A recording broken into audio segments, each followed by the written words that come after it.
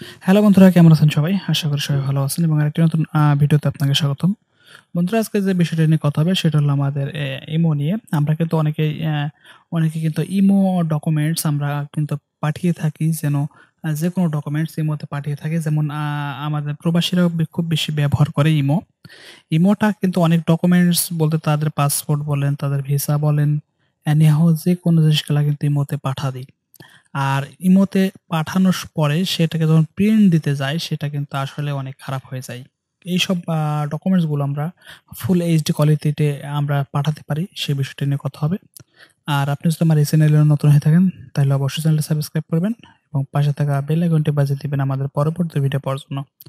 ওকে বন্ধুরা, আমরা এখন চলে যাব মোবাইল ফোনে, যে আমরা ফোন দিয়ে আমরা কিভাবে এইগুলা আমরা ভালোভাবে আমরা পাঠাতে পারি, সেটা আপনাদেরকে আমি দেখাই দেব। ওকে, আমরা এখন চলে এসেছি মোবাইল স্ক্রিনে।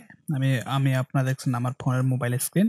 আমি জাস্ট ইমোর উপর ক্লিক করলাম। ইমো বিটা, ইমো যেকোনো একটার পরে আপনি যদি কাজ করেন হয়ে যাবে। আপনি এনিহাউ যেকোনো নাম্বারে আপনি করতে পারেন। ওকে? আমি এখন একটা জিনিসটা আপনাকে খেয়াল করাইছি। যে এখানে জিনিসটা একটু খেয়াল করেন যে আমার এই যে একজনকে আমি একটা ডকুমেন্টস পাঠাবো।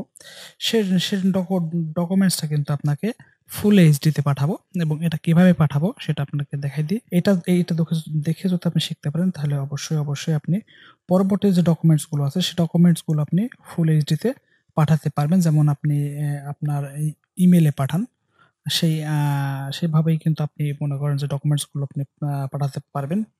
ওকে? এখানে যে আমার এখানে যে প্লাস বাটনটি আছে সেই প্লাস বাটনটা আপনি ক্লিক করেন। ক্লিক করার পর এখানে যে ফাইল অপশনটি আছে, সে ফাইল অপশনে আপনি ক্লিক করেন। ক্লিক করার পর এখান থেকে দেখেন যে ফোন স্টোরেজ, আপনি ফোন স্টোরেজে চলে যাবেন। ফোন স্টোরেজে যাওয়ার পরে আপনি আপনার ফোনে যে ক্যামেরা আছে, ক্যামেরায় যে আপনি ফটোটা উঠাইছিলেন, সেই ফটোটা আপনি খুঁজে নেবেন। আমার যেমন DCIM যে ফোল্ডারটি আছে, এই ফোল্ডারে আমার ছবি আছে। আমি আপনাকে দেখাইতেছি এবং ক্যামেরার পরে এখানে আছে আমাদের কিছু ফটো আসবে। আমি আমি সাপোজ মনে করেন যে এই ফটোটাকে আমি তার কাছে আমি পাঠাই দেব। জাস্ট এটার উপর আমি ক্লিক করব। ক্লিক করার পর এখান থেকে দেখেন অলরেডি ফাইলটা আপলোড হবে এখন। এখান থেকে দেখছেন যে ফাইলটা কিন্তু 2.96 এমবি যে ফাইলটা, এই ফাইলটা কিন্তু তার কাছে 2.96 এমবি কিন্তু পৌঁছাবে। অতএব 1 কিলোবাইটও কিন্তু কম হবে না। অতএব এখান থেকে দেখছেন যে আপনি কিন্তু ফটোটা এখন দেখতে পাচ্ছেন না। এখন আমি যে ওর কাছে ফটোটা দিয়েছি, আপনি কিন্তু ফটোটা এখন দেখতে পাচ্ছেন না। জাস্ট আপনি এটার উপর ক্লিক করবেন। ক্লিক করে ওপেন করবেন। ওপেন করার সময় আমি গ্যালারি দেখাই দিলাম এবং ছবিটা ওপেন হইল। জাস্ট আপনি এভাবে কিন্তু ওপেন করতে পারবেন, নাহলে আপনাকে ডাউনলোড করে দেখা লাগবে। অতএব আপনি যদি যেকোনো ডকুমেন্টস আপনি ইমোতে শেয়ার করেন, সেটা কিন্তু ফুল রেজুলেশনেই কিন্তু ফাইলটা ট্রান্সফার হবে কোনো সমস্যা ছাড়াই। ওকে? ওকে বন্ধুরা, আজকে এই পর্যন্তই। দেখা হবে আবার অন্য কোনো ভিডিওতে। সে পর্যন্ত সবাই ভালো থাকেন। Bye, tata.